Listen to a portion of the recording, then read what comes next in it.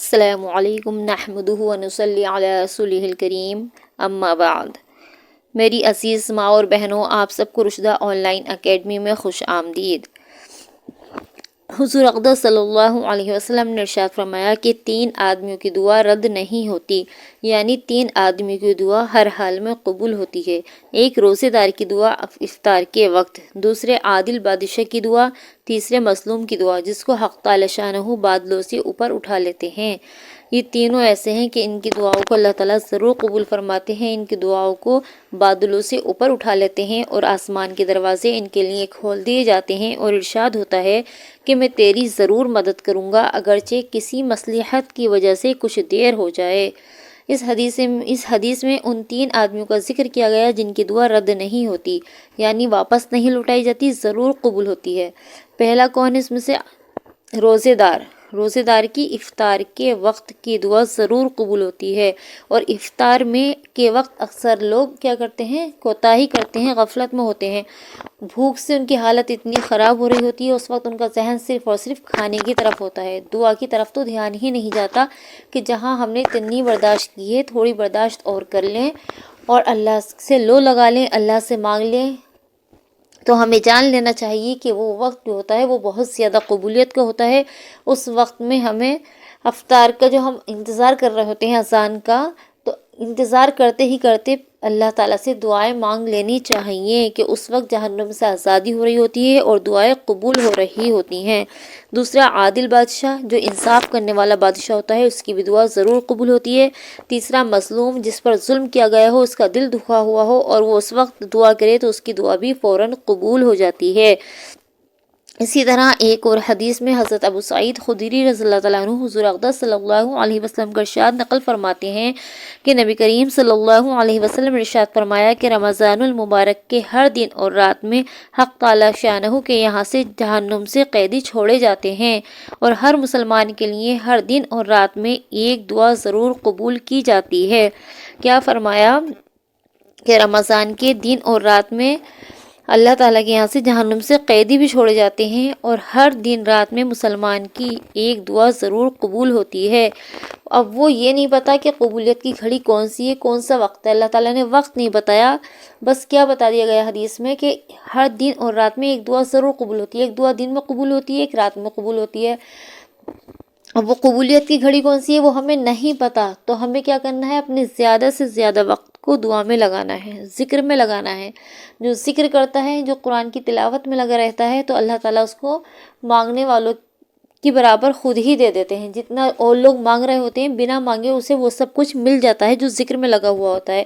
اور ذکر کے بعد جو بھی وقت ملے اس میں ہم دعا کرتے رہیں، ہاتھ اٹھا کر نہیں کر رہے تو ویسے ہی دل میں اللہ سے مانگتے رہیں، اللہ سے بات کرتے رہیں، یا اللہ مجھے فلاں مسئلہ ہے، فلاں کام ہے، یا اللہ تو میرے تمام مسئلوں کو حل کر دے، پریشانیوں کو دور کر دے، سب کی مدد فرما۔ سب کے لیے بھی دعا کریں اور اپنے لیے بھی دعا کریں۔ کیا معلوم ہو رہا ہے اس حدیث سے ہمیں کہ روزے دار کی ہر دن اور رات میں ایک دعا ضرور قبول ہو رہی ہے۔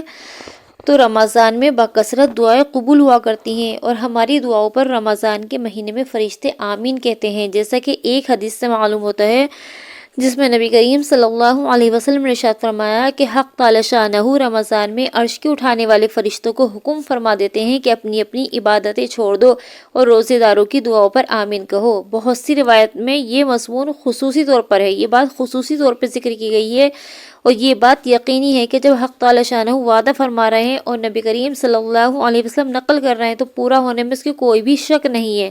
اس کے بعد بھی کچھ لوگ کیا سوچتے ہیں کہ ہماری دعائیں قبول نہیں ہو رہی، ہم نے فلاں کام کے لیے دعا کی تھی، وہ کام پورا ہی نہیں ہوا، دعا قبول نہیں ہوئی۔ تو ہمیں پہلے قبول ہونے کے معنی سمجھ لینے چاہیے کہ دعا کے قبول ہونے کے کیا معنی ہے۔ آئیے دعا کے قبول ہونے کے معنی ہم حدیث کی ہی روشنی میں جانتے ہیں۔ تو نبی کریم صلی اللہ علیہ وسلم کا ارشاد ہے کہ جب مسلمان دعا کرتا ہے بشرط یہ کہ قطع رحمی یا کسی گناہ کی دعا نہ کرے، اس میں کوئی قطع رحمی کی یا کسی گناہ کی دعا نہ ہو، تو حق تعالی شانہ کی یہاں سے 3 چیزوں میں سے ایک چیز اس کو ضرور عطا کی جاتی ہے۔